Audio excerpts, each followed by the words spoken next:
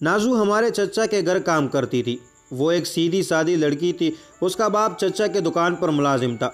चचा उस घराने का बहुत ख्याल करते थे।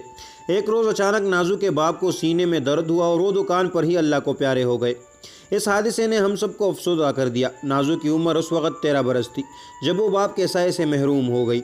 अब उसका एक बेवा माँ के सिवा कोई न रहा। घर भी किराए का था, लिहाजा चचा ने उन दोनों माँ बेटी को अपने घर के सामने वाले मकान में शिफ्ट कर दिया। ये मकान भी चचा का ही था, लेकिन अधूरा बना हुआ था, काफ़ी अरसे से खाली पड़ा था। नज़दीकी रिहाइश मिल जाने के बाद नाजू की माँ बेटी के साथ हमारे घरों में काम करने आने लगी। नाजू की माँ को हम चाची नूरा कहते थे। वो बहुत शरीफुल नफ्स और खामोश तबाह औरत थी, फरमानबरदार ऐसी जो काम बताता कभी इनकार न करती, इसीलिए हम सब की पसंदीदा होती गई।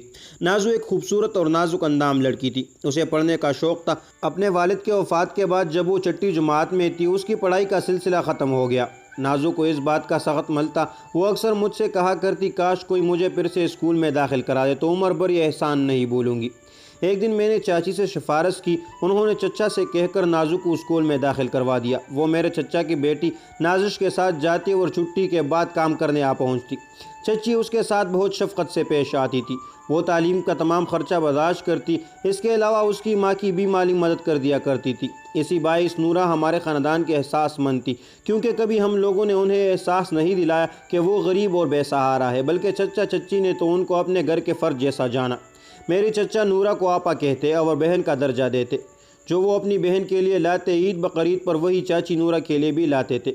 इनके वैसे ही तकरीम करते जैसे बहनों की जाती है।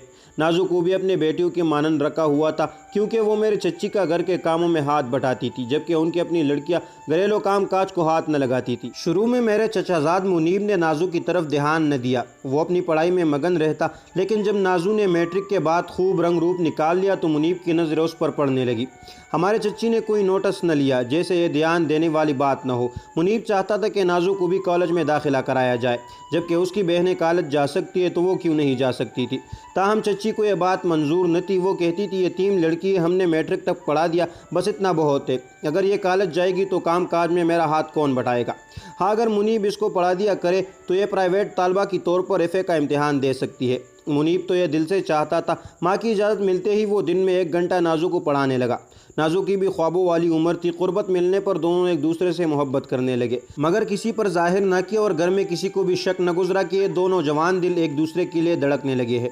एक रोज़ नाजिश ने छुप कर उनकी बातें सुन ली तो माँ को आगाह कर दिया। चच्ची ने नाजू से कुछ न कहा, लेकिन अपने बेटे की खूब सरजनिश की कि अब तुम नाजू को नहीं पढ़ाओगे। पढ़ाई के बहाने तुम एक यतीम लड़की को सीधे रास्ते से भटका रहे हो और एक बेवा औरत की इज्जत को मिट्टी में मिलाना चाहते हो।